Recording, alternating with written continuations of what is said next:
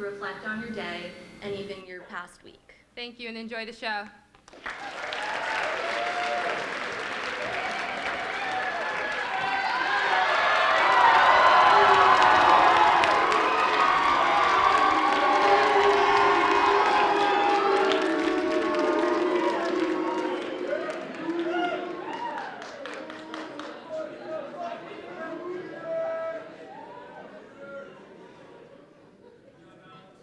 Everybody.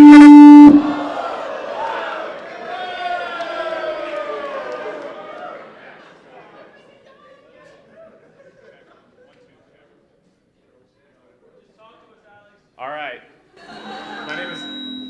Wow, at least Third time's the charm. My name is Alex. I'm from Las Vegas, Nevada. I'm a 4-year senior. I'm Peter Yu. I'm from Beijing. I'm also a 4-year senior. All right, let's go. And so Peter and I met our freshman year.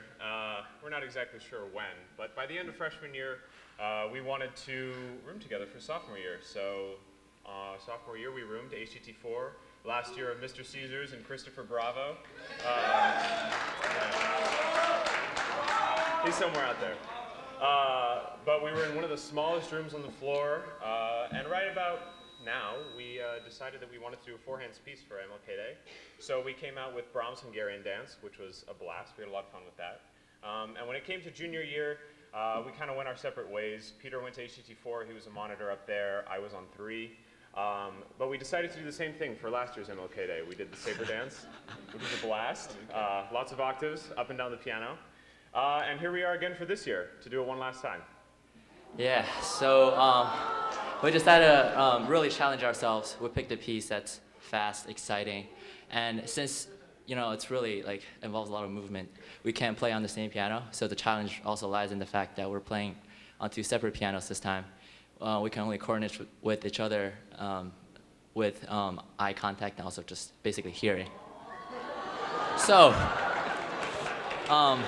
we're playing Rimsky-Korsakov's The Flight of the Bumblebee.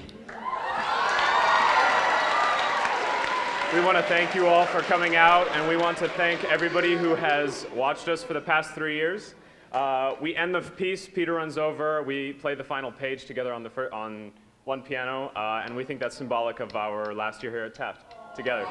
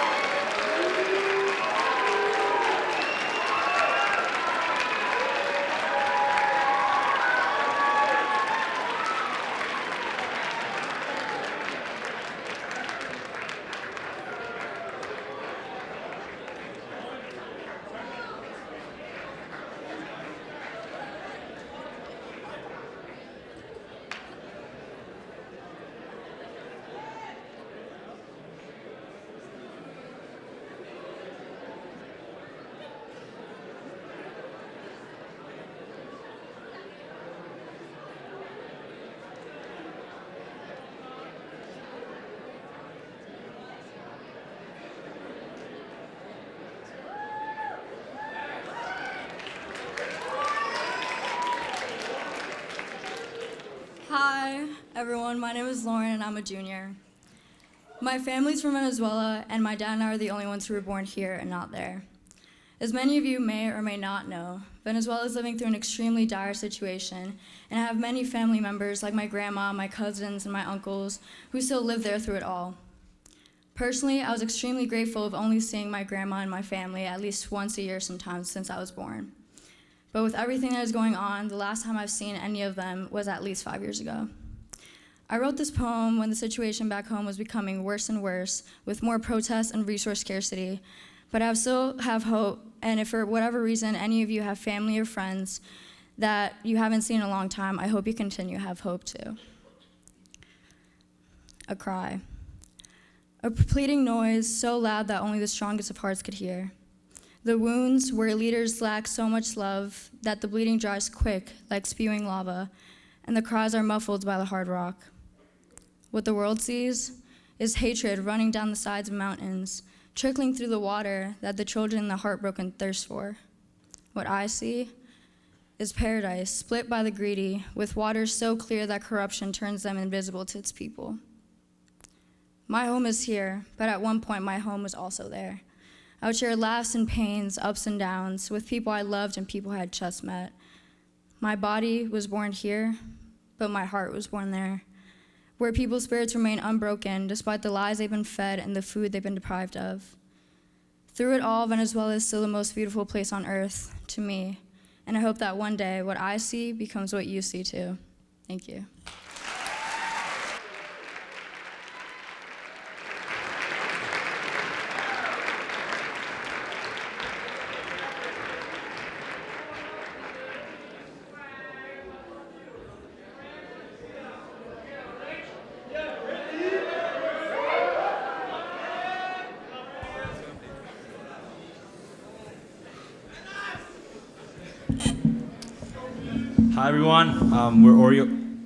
Hi everyone, we're Oriokos, and we're singing a song by the Beatles that Paul McCartney wrote in response to the racial tensions in 1968, including the assassination of Dr. Martin Luther King, whose legacy we think is really important to honor. So here's Blackbird, enjoy.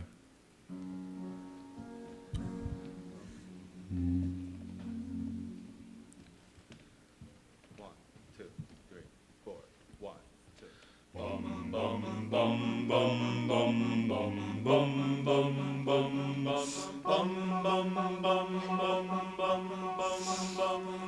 Blackbird singing in the dead of night, take these broken wings and learn to fly, 'cause all your life you were only waiting for this moment to arise.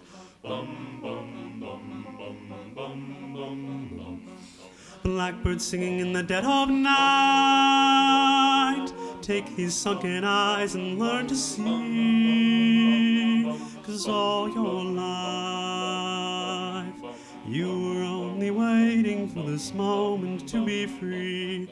Blackbird fly, blackbird fly, into the light of the dark black night.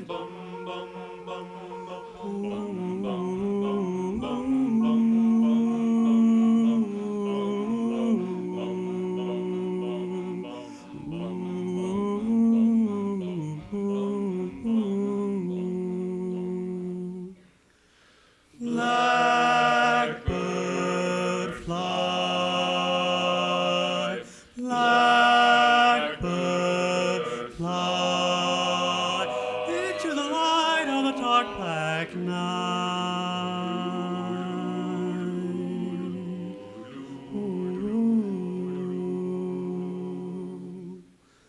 Blackbird singing in the dead of night,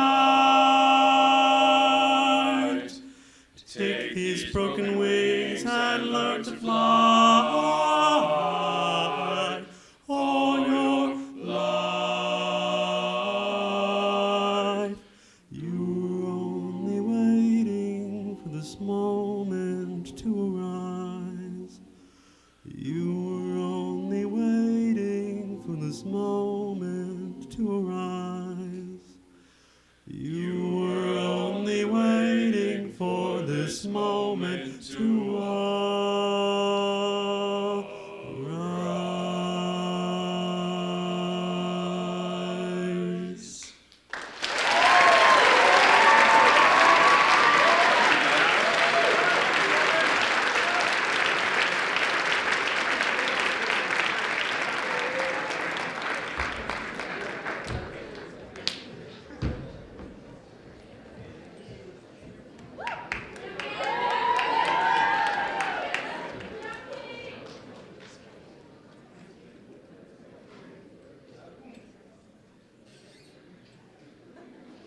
Alright, we're looking up at it. Okay. Award. Hi everyone, my name is Amanda. I'm a junior. Hi, my name is Patience, and I'm also a junior. I'm from a small town in Connecticut, and both my parents went to college here. I'm from a big city in Ghana called Takrade, and neither of my parents went to college. In my free time, I like to hang out with my siblings, listen to music, and play piano. I like to read and FaceTime my friends from other prep schools. I also really like to play soccer. Me too. Soccer is how Patience and I met our freshman year. My first impression of Amanda came at a preseason scrimmage when she aggressively pushed me over. She says aggressively pushed, I say lightly nudged. After she pushed me over, she made a pass and left me on the ground. I helped her up, and she looked at me and she said, "I'll get you next time." I did get her the next time, and we've been best friends ever since. Patience and I constantly go at each other on and off the field. Amanda likes to talk a lot, and I love being quiet. I also like to go to school dances and shop, and Patience hates both of those things. We don't look the same. We don't speak the same way. We don't like the same food. We don't have the same upbringing. We don't like all of the same things. Sometimes we don't even like each other. But of all the things that makes us different, We're still able to be friends, and we'll definitely be friends for life.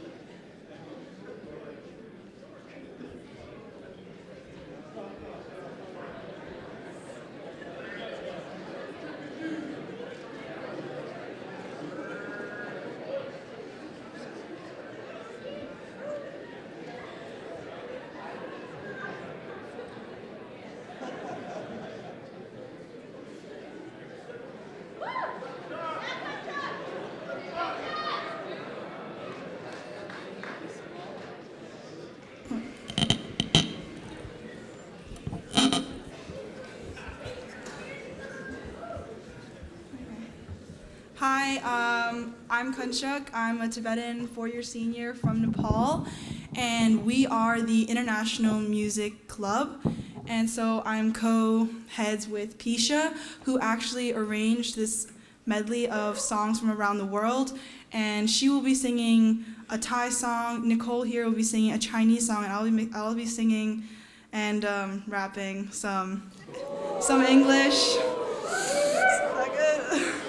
Yeah, and so we just thought that music can be used to transcend borders and languages, and we really want to show that here with this piece, so I hope you enjoy.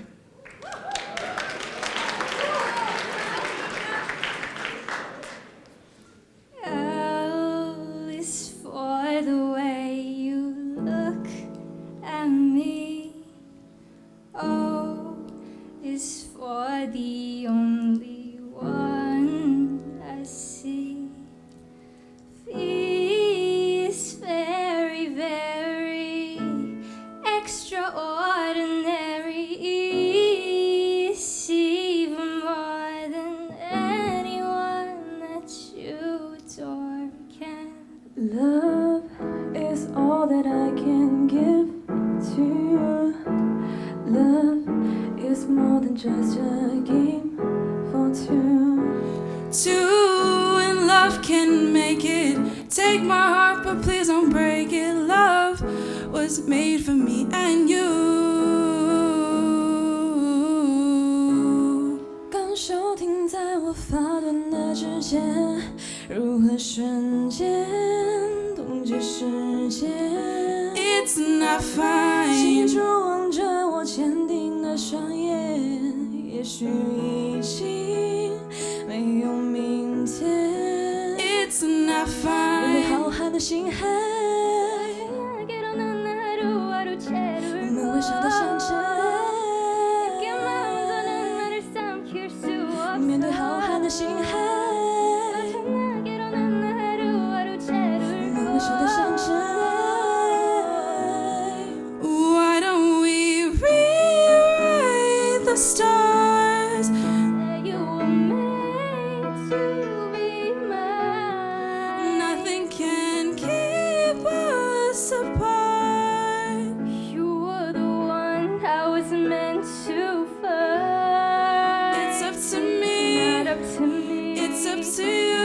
Not up to you. No one can say who we get to be. Why don't we rewrite the stars? Maybe the world could be ours. I said I wanted you to stay, but you're always leaving. Never tell me when, never tell me what's the reason. When you're gone, I can't tell if my heart's even beating. Sometimes I think it's just for you that I live and breathing. So stay. I know you gotta be tired. When the night gets dark, let me be your fire. In a world full of lies, my only truth is you. So here's a letter from me to you. ที่เราเคยรักกันนับจากวันนั้นในใจของฉันยังมีเรื่องจำฉันได้หรือเปล่าไม่ค่อยให้เราหืนคืนแค่อยากเพียงรื้อฟื้นความทรงจำที่หายไป눈을 감으면 소리 없이 미래와 이 마음 그 위로 넌 떠난 게 쌓여가. Even when we go through changes, even when we're old. Remember that I told you I'll find my way back home.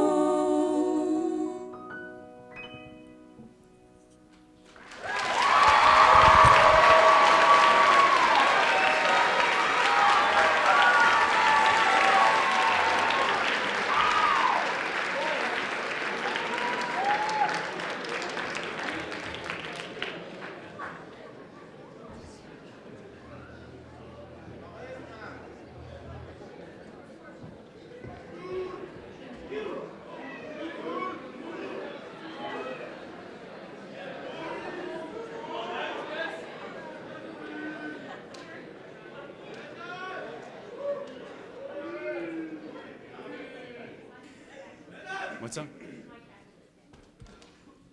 How's that? Okay. I'm not really a theater person, so I don't know. I know we have some really tough acts to follow, so we will do our best. Good afternoon, I'm Mr. Parenti, and one of my responsibilities on campus is to be the boys varsity soccer coach, and it's a role that has brought me tremendous joy and one that I've learned so much from over the last decade. And part of the reason why I love coaching this team so much is that within this tight-knit soccer family that exists within our larger Taft community, we have over a dozen different countries represented by the student athletes on this team.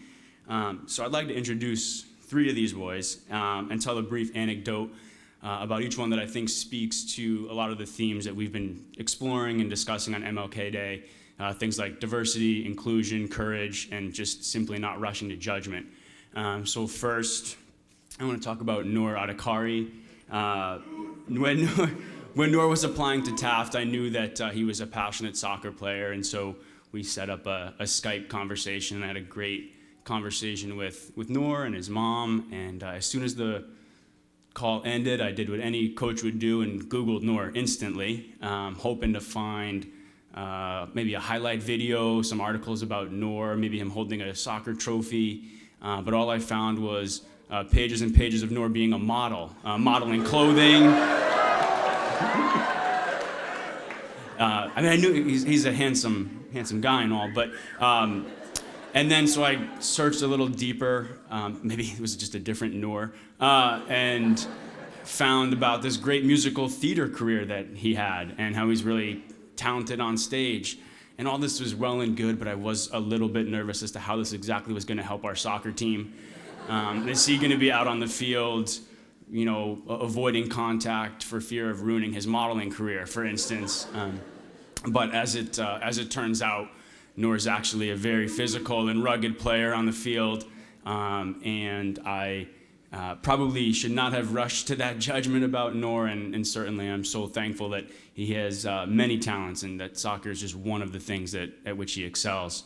And also Benis Babenskis. When Benis arrived at preseason a day early last year, I introduced him to some of his teammates. You may remember some of the boys who were seniors last year: Zane Daniels, Micah Ume, Jace, who's here now, Jace Frazier. And I didn't think very much of it. Benis, here are your new teammates.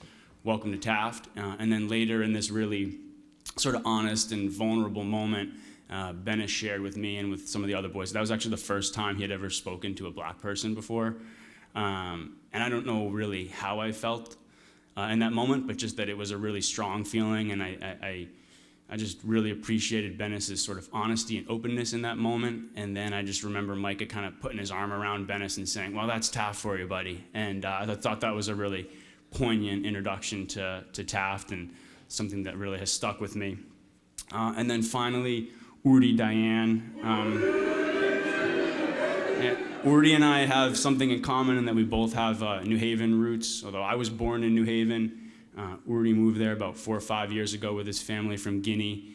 And Urdi began public school in New Haven at that time, not having spoken a word of English. And now here he is a few years later, having all kinds of success as a student at the Taft School. And I'm just really impressed with his determination and persistence in his educational career. And I will admit, I thought when he was coming to Taft that he was just going to be this very shy presence, if you will, on our campus. And then right here, we all saw what happened when Rebirth was here in assembly and his performance. So again, I was wrong. And with that, I'd like to let each one of these guys say a few words. Hi, I'm Benis. I'm a junior from Lithuania. So as the coach said, one of my first experiences here at Taft was meeting Zaina PG from Ghana and Jace from Bermuda. And 10 or 15 minutes into our first conversation, they started asking me about my culture, about my country, and I taught them a few phrases in Lithuanian. So a few days later, I post an Instagram post, and Jay starts commenting the same Lithuanian phrase. I walk in the hallways, and Zane keeps greeting me in Lithuanian. And those actions by those two guys were my best friends, and I can call them my good friends. It really defined my experience here at Taft, because even though I'm the only one here from Lithuania, from the Baltic states, it shows that my culture is appreciated and loved here. And that experience has really defined how I look at this place and how much I like it here.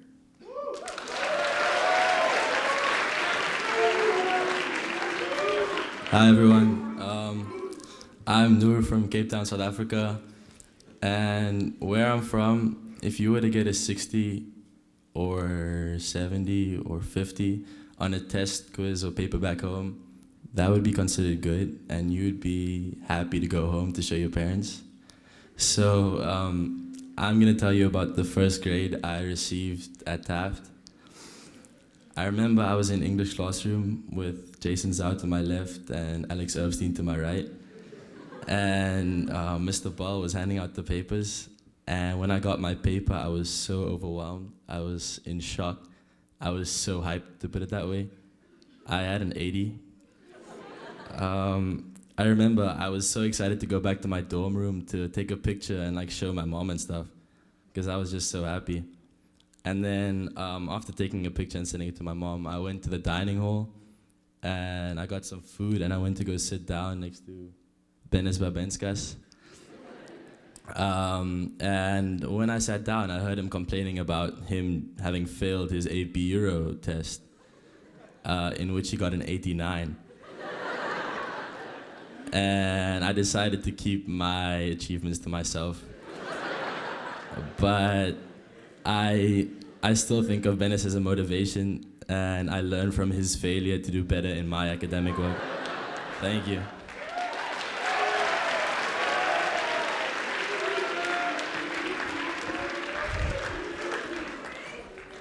So I'm Uri Diane, and I'm from Guinea, and I'm here to tell you about Benes Babenska, and how he thinks he's the flyest guy on the team and has the most drip. So I remember we were at a tournament in Massachusetts over Thanksgiving break. And after the game, our coach told us that to dress nice, dress to impress, and we had to go out for dinner.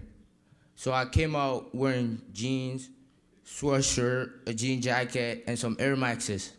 And then out of nowhere, Bennett comes out and says, "Coach told us to dress nice. That's what you call nice?"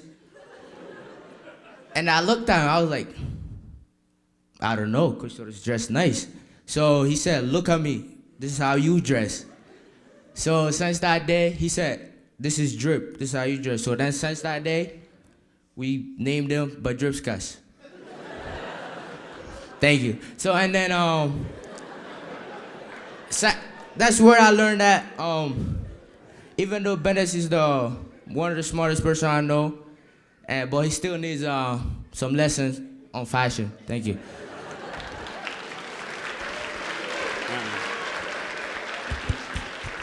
And just to conclude, I'd just like to say how thankful I am to my friends on stage, to the soccer team, to this whole community, to the student body. Because for me, as someone who has lived my entire life in the tiny state of Connecticut, to have the opportunity to come to Taft every day and learn from and be inspired by and just spend time with so many impressive people from all over the world, well, it's really a special opportunity for me. So thank you.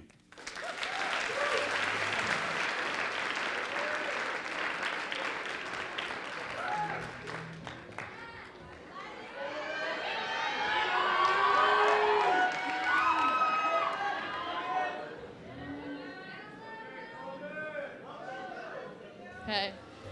Hello, everybody. Sorry. Today we're going to be performing a song that I wrote this past summer called Everything You Do. In the song, at the start of the chorus, I use the line, "We could have moved all the mountains," and I think that line's really reflective of this day, because this day is all about coming together and being a more thoughtful and caring community. So this is Coleman on the guitar, Jaden on the drums, Emilio on the bass, and then Peter on the piano. So I hope you guys enjoy.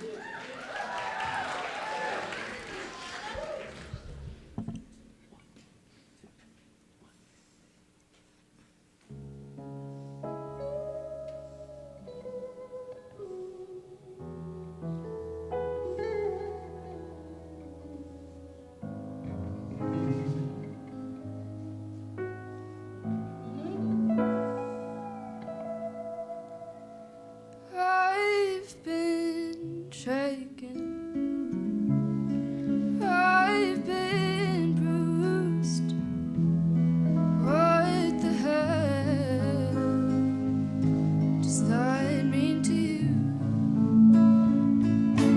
And I've been fighting for far too long. I can't give up now.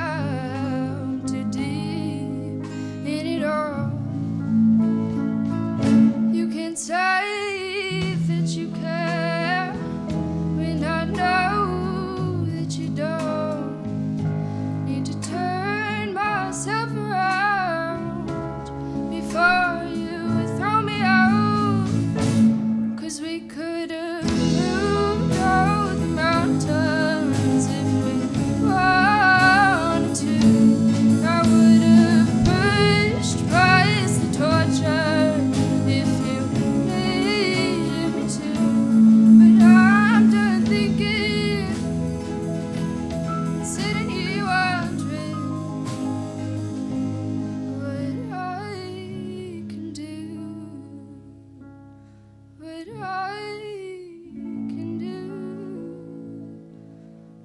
I've been shaken and I've been bruised by the little things you do, by everything you do. 'Cause we could have moved all the mountains if we wanted to. I would have pushed past the torture if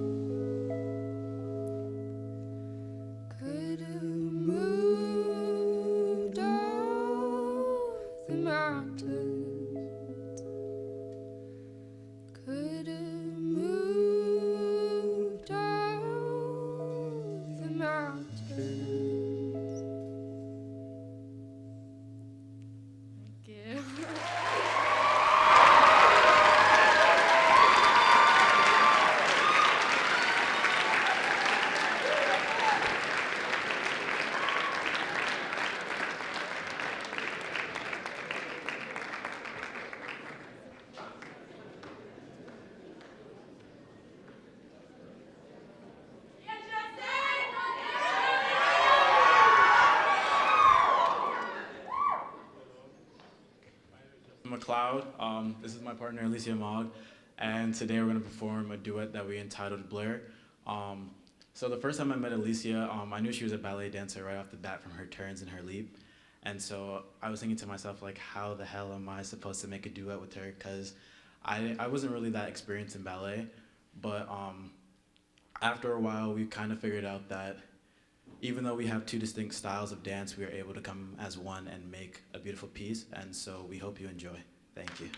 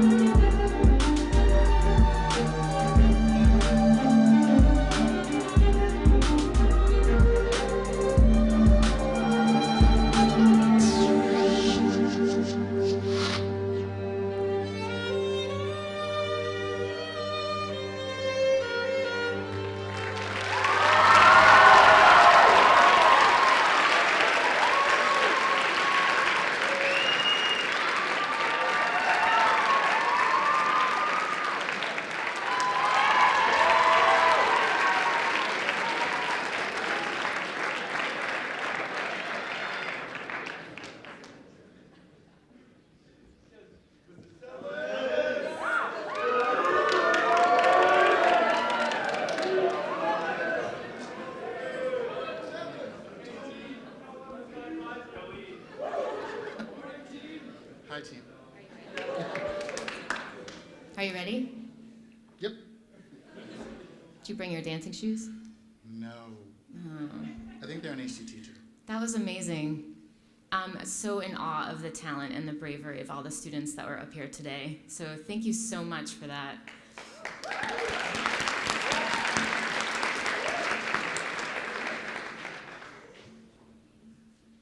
I'm Miss Buffard. I teach in the English department here at Taft. And in 2016, I saw Mr. Tellis's resume before I met him.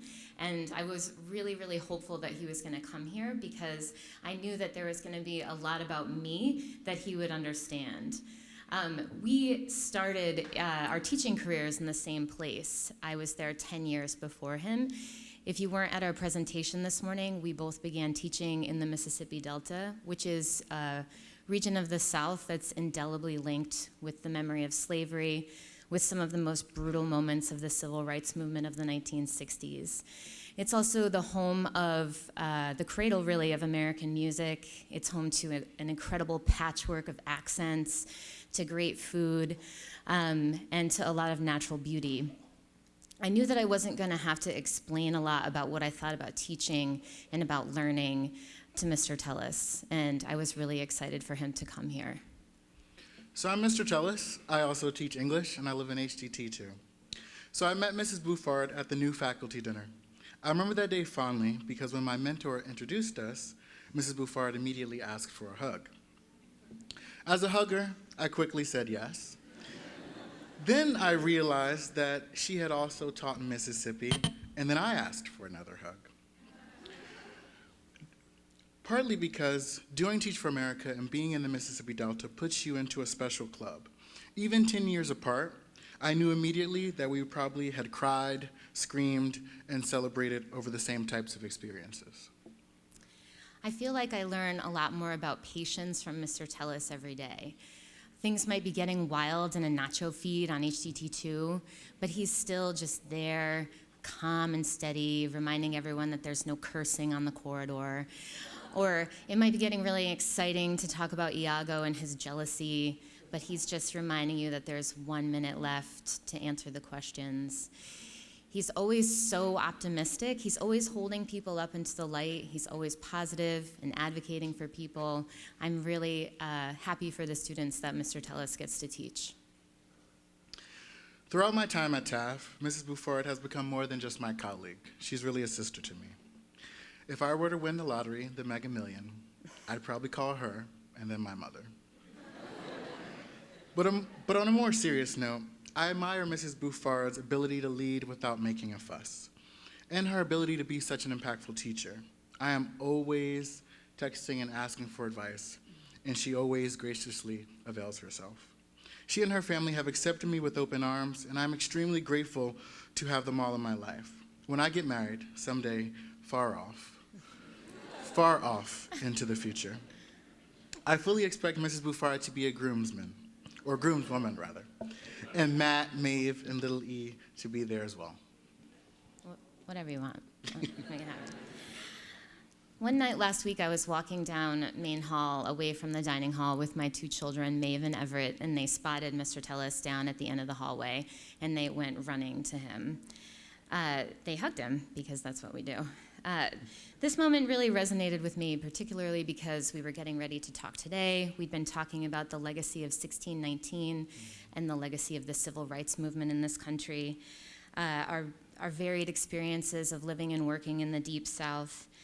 So there we were on a regular Monday night, 2 people standing in a place that when first conceived was never meant for either one of us to occupy. And my son was just hugging Mr. Tellis's leg. So sometimes history dances around the edges of a moment and reminds you that this isn't the way that things always were.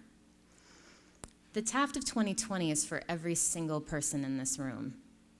Thurgood Marshall wrote, "Unless our children begin to learn together, there's little hope that our people will ever learn to live together and understand each other." And while he was writing about the state of public education, the sentiment is still applicable to our society today. The teachers and leaders who came before us 100 years ago could have never imagined the ways in which our humanity would have been enriched by this place. It's our responsibility to foster it and care for it, and to foster and care for each other too. Isn't she awesome? Though it's easy to forget why we're all here today, it's really important to note that just 60 years ago, basically when my grandmother was a little girl, it would have been improper for me and Mrs. Buffard to associate, let alone to be close friends. I encourage you to reach out to people, especially those with whom you may think you have nothing in common. you will undoubtedly recognize that what unites us is greater than what divides us.